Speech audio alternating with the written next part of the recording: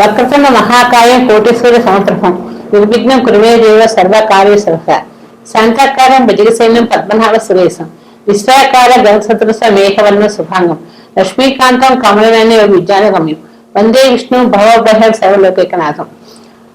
జనవరి 1 అంటే ఆంగ్ల సంవత్సరాది. ఆంగ్ల సంవత్సరాదికి దేవరాయ భక్తి దేవరాయ ఛానల్ అందరికీ కూడా శుభాకాంక్షలు తెలియజేస్తున్నాను.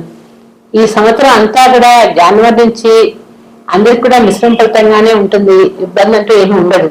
కానీ జనరల్ గా మనం ఆంగ్ల సంవత్సరాలని దాని ప్రకారంగా మనం ఫాలో అవ్వకూడదు.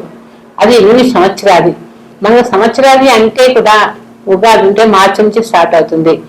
ఈ గ్రహాలు మారినా కూడా ఏది మారినా కూడా మార్చి నుంచే అందరి జాతకాలు కూడా మారుతాయి, ఆదాయాలు కూడా అప్పటినే తెలుసుకుంటాం. ఇప్పుడు మనం దీని గురించి తెలియాలంటే ఈ సంవత్సరాలప్పటికి మనకి డిసెంబర్ 16 నుంచి మనం ఈ ధనుర్మాసం ప్రారంభం చేస్తాం. ఈ నెల రోజులు కూడా ధనుర్మాస వ్రతం చేస్తూ ఉంటాం. అట్లాగే ఆంగ్ల సంవత్సరాల పండుగ కూడా ఇంగ్లీష్ వారైనా సరే ఇప్పుడు మన వాళ్ళందరూ కూడా ఈ జనవరి 1 అని గుడ్లకి వెళ్ళటం, కేకులు కట్ చేసుకోవటం, సరదాగా పండుగ చేసుకుంటున్నారు. కానీ ఇది చేసుకోవటం తప్పేం లేదు. కానీ అందరికీ కూడా చెప్తుంది ఏంటంటే దీని ప్రభావం అందరూ దీని గురించి జనవరి నుంచే జాతకాలు మారిపోతాయేమో, మన రాష్ట్రం మారిపోతాయేమో, ఆదాయాలు ఎలా ఉంటాయో తెలుసుకోవాలి కుతూహలంగా ఉన్నారు. కానీ అది కుతూహలం అనేది మనం ఉగాది నుంచే స్టార్ట్ చేసుకోవాలి. అప్పుడే మన గ్రహపటం అంతా మారిపోతూ ఉంటుంది. ఎవరికి ఏ రాష్ట్ర వాళ్ళకి ఎలా ఉండాలో అప్పుడే మనకు తెలియజేస్తుంది. అంతేగాని అంటే అప్పటికి సంక్రమణం మారిపోతుంది. మకర సంక్రాంతి అంటే ఉత్తరాయణ ప్రారంభమవుతుంది. అప్పటి నుంచే మనకి యూనివర్సల్గా రవి సంక్రమణ జరుగుతుంది. కాబట్టి అందరికి కూడా జాతకరీత్యా ప్రభావం ఎలా ఉంటుందో తెలుసుకోగలుగుతాం. కానీ ఇప్పుడు మాత్రం ప్రజెంట్ ఈ సంవత్సరం ఎలా ఉంటుంది, ఏ రాశిలోకి ఎలా ఉంటుంది తెలుసుకుందాం. తదుపరి మకర రాశి. మకర రాశి వారికి ఉత్తరాషాఢ, శ్రవణం, ధనిష్ట నక్షత్రం వాళ్ళు మకర రాశి వాళ్ళు అవుతారు. ఈ రాశి వారికి సంవత్సరం ఆరంభం మిశ్రమ ఫలితంగా ఉంటుంది. మిశ్రమ ఫలితంగా ఉంది కదా అనుకున్న పనులు కావట్లేని అందరూ భయపడకండి. అన్ని విధాలు కూడా టైం చాలా ఫేవర్ గానే ఉంది. శని కూడా వెళ్ళిపోయారు కాబట్టి భయపడకుండా ప్రతిదానికి ధైర్యంగా చేసుకోండి. అన్ని విధాలు కలిసి వస్తుంది. ఈ రాశి వాళ్ళకి అప్పుడప్పుడు మీకు ఇచ్చే సౌఖ్యాన్ని మాత్రం అంటే భార్యాభర్తల్లో అనుకూల సమయం తగ్గుతూ ఉంటుంది. అప్పుడప్పుడు చికాకు పెరుగుతూ ఉంటుంది. ఎందుకంటే ఏదో ఒక కోపం రాను, ఆమె మీద దెబ్బలాను, ఆయన మీద దెబ్బలాను అలా జరుగుతూ ఉంటుంది. కొంచెం జాగ్రత్తగా ఉండండి ఈ విషయంలో మాత్రం. ఎందుకంటే అప్పుడప్పుడు రావడమే తప్ప ప్రతిసారి వస్తుందని అనుకోవద్దు. రాజకీయ వాళ్ళకి కార్యక్రమాల్లో కొన్ని దీర్ఘకాల ప్రయోజనాలు చేస్తుంటారు. అనుకున్న పనులు చేయాలి అని ఆలోచన వచ్చే వాళ్ళకు ఉంటుంది. అది చాలా కాలం పడుతుంది చేయాలంటే. అందుకని వాళ్ళకి అలా నడుస్తూ ఉంది కాబట్టి అది కూడా హ్యాపీగా ఏదో కాలాన్ని బట్టి గడిచిపోతుంటుంది. ఇబ్బంది పడాల్సిన అవసరం ఏమీ లేదు. అలాగే అప్పుడప్పుడు మీకు ఆనందం కలుగు చేస్తూ ఉంటుంది. కొన్ని విషయాల్లో సంతోషం, ఆనందం ఎదురైనప్పుడు మనం కూడా దానిని తగ్గట్టుగానే హ్యాపీగా తీసుకొని హ్యాపీగా ఉండాలి. అంతేగాని అది వచ్చినా సరే కళ్ళు మూసుకుని కూర్చుంటే హ్యాపీనెస్ పోతుంది, ఆనందం పోతుంది. అందుకే ఎప్పుడైనా సరే మనం వచ్చిన పని జాగ్రత్తగా చేసుకోవాలి. ఎవరైనా బంధువులు వచ్చారు ఇంటికి, ఆ బంధువులు వచ్చినప్పుడు వాళ్ళని చక్కగా రిసీవ్ చేసుకొని హ్యాపీగా వాళ్ళకి అనుకూలం చేసి పెట్టి మనం ఎంత హ్యాపీగా ఉంటే మన మనసు బాగుంటుంది. వాళ్ళు 10 మందికి కూడా వెళ్ళి చక్కగా ఉంది, వాళ్ళు బాగా రిసీవ్ చేసుకున్నారని చెప్తూ ఉంటారు. కానీ ఈ రాశి వాళ్ళకి అన్ని విధాలు బాగానే ఉంటుంది, ఇబ్బంది అంటూ ఉండదు. కానీ కొంచెం తొందరపడనేంతో కోపం, ఉద్రేకం రావడంతో అప్పుడప్పుడు బయటపడుతూ ఉంటారు.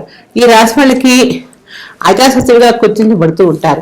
ఎందుకంటే చెప్తున్నా కదా, ప్రతిదానికి ఇరిటేషన్ అది మైండ్కి రావటం, దాంతో కోపం రావటం, ఎదుటిమంది అనవసరంగా మాట్లాడటం అనేది జరుగుతూ ఉంటాయి.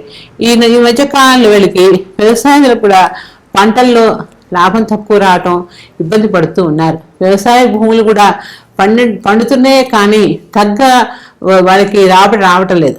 రాబడి రాకపోయేటప్పటికీ వాళ్ళలో కూడా ఒక నిరుత్సాహం ఏర్పడిపోయింది. వ్యవసాయదారుడు హ్యాపీగా ఉంటే మనం హ్యాపీగా ఉంటాం. పండించే రైతు బాగుండాలి కదా, మనం బాగుండాలంటే మనం ప్రతి గింజ కూడా ఆయన ఇచ్చిందే మనం తింటున్నాం. భూమాత ఎప్పుడైతే మనం కరుణించిందో మనం హ్యాపీగా ఉంటాం. మధ్య మధ్యలో ప్రకృతి వైపరీత్యాలు ఇచ్చి ఇబ్బంది పడుతున్నాం. ఇట్లాంటి వాటికి కూడా కొంచెం దూకుడుతనంతో వ్యవహరించకుండా జాగ్రత్తగా ఉండండి. అన్ని విషయాలు బాగుంటుంది. మకర రాశి వాళ్ళకి చక్కగా ఈశ్వరాభిషేకం చేయించుకోండి. ప్రతి మహాశివరాత్రి నాడు ఈశ్వరుడికి పంచామృత అభిషేకం చేయించినట్లయితే అది కూడా కాకుండా నెలకోసారి చేయించుకోకుండా మామూలుగా సంవత్సరం మొత్తం నెల నెల 12 నెలలు చేయించుకోండి. ఇంట్లో సకల అష్టైశ్వర్యాలు కలుగుతాయి. ఆరోగ్యం అంటూ ఆరోగ్యంలో ఇబ్బందులు అంటూ రావు, అన్ని విధాలా బాగుంటుంది. అప్పుడప్పుడు పార్థలింగాలతో కూడా అభిషేకం చేయించుకోండి. మీకు ఎలాంటి సమస్యలు వచ్చా కూడా ఈజీగా సాల్వ్ అయిపోతాయి. మకర రాశి వాళ్ళకి ఏళ్ళాడ్సిన వరకు ఇప్పటి వరకు కూడా ఇబ్బంది లేకుండా వెళ్ళిపోయింది. అనారోగ్యంలో సహజంగా వచ్చిన చికాకులే కానీ పెద్ద చికాకులు అంటే ఏమీ లేవు. పెళ్ళిళ్ళు మాత్రం చాలా ఆలస్యం అవుతాయి. ఆలస్యమైన భయపడకండి, ప్రయత్నం చేసుకోండి. ఇప్పటికైనా ప్రయత్నం చేస్తే అవడానికి ఆస్కారం ఉంది కాబట్టి జాగ్రత్తగా ఉండండి. తదుపరి కుంభరాశి. ఈ కుంభరాశి ధనిష్ట శతభిషం పూర్వ నక్షత్రం వాళ్ళు కుంభరాశి వాళ్ళు అవుతారు. ఈ రాశి వాళ్ళకి ఈ సంవత్సరం అంతా కూడా ఓర్పుతో ఉండాలి. ఎందుకంటే కొంచెం అధికంగా ఉంది కాబట్టి ప్రతిదానికి భయపడుతూ ఉంటారు. ప్రతి విషయంలో పరీక్షలకు తోడుగానే ముఖ్యంగా వీళ్ళు ఆరంభంతో సంతోషంగా ఉంటారు, తర్వాత కొంచెం ఇబ్బంది పడుతూనే ఉంటారు. ఇబ్బంది లేకుండా చూసుకోండి, జాగ్రత్తగా ఉంటారు.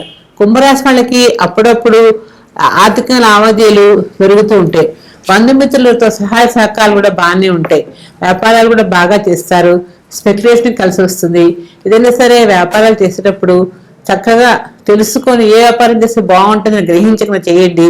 అన్ని విధాలు కూడా బాగుంటుంది. ఈ రాశి వాళ్ళకి కొంచెం ధనిష్ట నక్షత్రం వాళ్ళకి కొన్ని విధాలుగా ఏళ్ళనాటి శని ప్రభావం కూడా వెళ్ళిపోతుంది కాబట్టి కొంచెం పెద్దవాళ్ళు ఎవరైనా ఉంటే వాళ్ళకి కొంచెం వీడ్కోలు చెప్పడానికి కూడా ఆస్కారం ఉంది. ఇబ్బందులు అంటే చికాకులు, ఆర్థికంగా ఇబ్బందులు వస్తాయి, ఆరోగ్యంలో ఇబ్బందులు వస్తాయి. ఇవన్నీ కూడా సహజంగా గడిచిపోతూ ఉంటాయి. గడిచిపోయినా కూడా కొంచెం టెన్షన్గానే ఉంటుంది.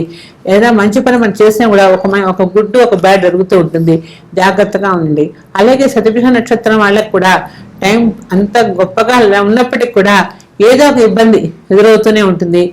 ఉద్యోగాల్లో కూడా ప్రతి ఒక్కరికి టెన్షన్ పడుతూ ఉంటారు. ఉద్యోగం ఉంటుందా పోతుందా అనే భయం కూడా అధికంగా ఉంటుంది.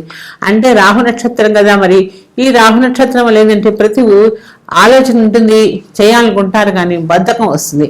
ఆ బద్ధకంతో పని చేయలేకపోతూ ఉంటారు. ఇవన్నీ కూడా ఈ శతభిష నక్షత్రం వాళ్ళకి ఉంటాయి. అలాగే పూర్వ నక్షత్రం చాలా మంచి నక్షత్రం, చాలా హ్యాపీగా ఉంటుంది, ఇబ్బంది అంటూ ఉండదు. ఈ రాశి వాళ్ళకి రవి నక్షత్రం కాబట్టి అన్ని విషయాలు రేఖంగా ఉంటారు. అన్ని విషయాల్లో మంచి ప్రభావం ఉంటుంది. ఆర్థికంగా ఇబ్బంది అంటూ ఉండదు. ఈ రాశి వాళ్ళకి ఉపాధ్యాయులకు కానీ ఉపాధ్యాయులు కూడా మంచి ప్రమోషన్స్ వస్తాయి. ఉపాధ్యాయులకు కూడా మంచి ఘనత ఏర్పడుతుంది. అవార్డ్స్ అందుకుంటారు. మంచి వృత్తిగా ఉంటాయి. చిన్న తరహా పరిశ్రమ వాళ్ళకు కూడా ఒక రకంగా ఇబ్బంది లేకుండా గడిచిపోని చెప్పాలి. చిన్న తరహా పరిశ్రమ చేసే వాళ్ళకి కానీ కుటీర పరిశ్రమ వాళ్ళకు కూడా అన్ని విధాలు కూడా బాగుంటుంది, ఇబ్బంది అంటూ ఉండదు. అప్పుడప్పుడు డబ్బు విషయంలోనే జాగ్రత్త వహిస్తారు. చాలా మటుకు కూడా వీళ్ళు చేసుకున్న భార్య వీళ్ళకి మంచి సపోర్ట్గా ఉంటుంది, అన్ని విధాలు కలిసి వస్తుంది, ఇబ్బంది అంటూ ఉండదు. ఈ రాశి వాళ్ళు చక్కగా ఏదైనా సరే చెయ్యాలి అనుకుంటే చెయ్యండి, చేసే పని మీద ధ్యాస పెట్టినట్టయితే అన్ని విషయాలు కూడా బాగుంటుంది. వ్యాపారాలకు, న్యాయవాదులకు మరియు వృత్తిపరమైన వాళ్ళు ఎవరికైనా సరే అన్ని విధాలు కలిసి వస్తుంది. ఉద్యోగస్తులకు కూడా, న్యాయవాదులకు కూడా ఏది చేసినా సరే మంచిగా ఉంటుంది. డాక్టర్స్ కూడా వాళ్ళు చేసే రంగంలో మంచి అభివృద్ధి కానవస్తుంది. కళారంగాల వాళ్ళకు కూడా బాగా కలిసి వస్తుంది, ఇబ్బంది అంటూ ఉండదు. ఈ కుంభరాశి వాళ్ళకి ప్రతి కూడా తొణకుండా ఉంటారు, హ్యాపీగా ప్రతి పని చేస్తారు, ఓర్పుగా చేస్తారు. ఎదుటి వాళ్ళని కష్టపడకుండా మాట్లాడతారు.